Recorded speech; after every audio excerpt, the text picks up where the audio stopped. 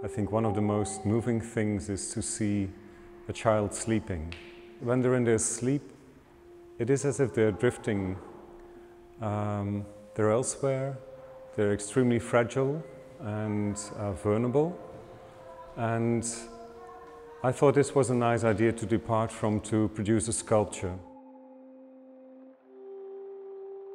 One of the new sculptures here in the exhibition is a girl covered with a blanket sleeping on a Chesterfield couch. The girl is life-sized, so that the spectator has an immediate relation towards the sculpture. And I think this is, in general, what I try to do is to create sculptures or films or theater work that instantly somehow is accessible to some extent. There is a little girl with her eyes closed standing with a soap bubble, blowing a soap bubble, which is also something very, very still and quiet. Like a soap bubble is very ephemeral, it's just there for some seconds and then it's gone. And now that I talk about the soap bubble, it's one of the elements that you can find in the tradition of the still life and the vanitas paintings throughout the history of art. It represents our mortality, the unbearable lightness of our being, the shortness of our life. And in this sense, this exhibition is a kind of a memento mori, like once we were the child ourselves, sleeping on the couch.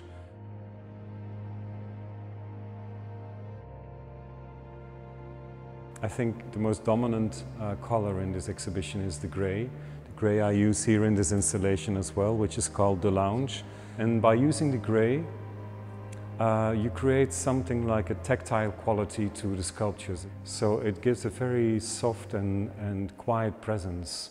And this is the quietness and the tranquility that I hope to find in art pieces myself.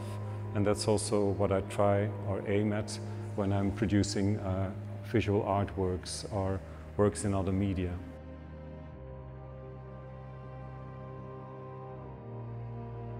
Yeah, I think in many people's lives, very simple things are of the greatest importance. Not the incredible trips they made or the fascinating landscapes they've seen. I think maybe the most essential things that one experiences in a lifetime are the moments that small gestures were performed.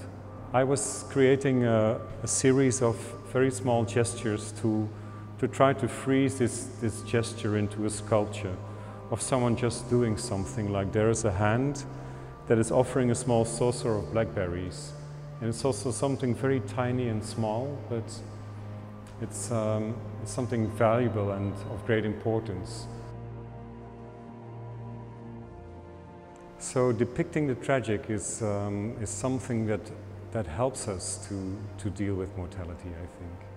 But I wouldn't say that all my work is hyperly dark.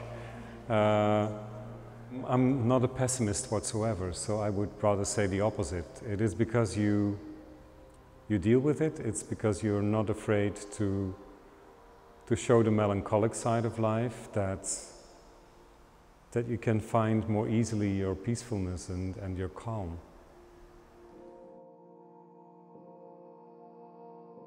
A lot of my work is about reminding of our short life or the shortness of our life, and I think when you accept the shortness of life, you live more consciously and you get more out of it.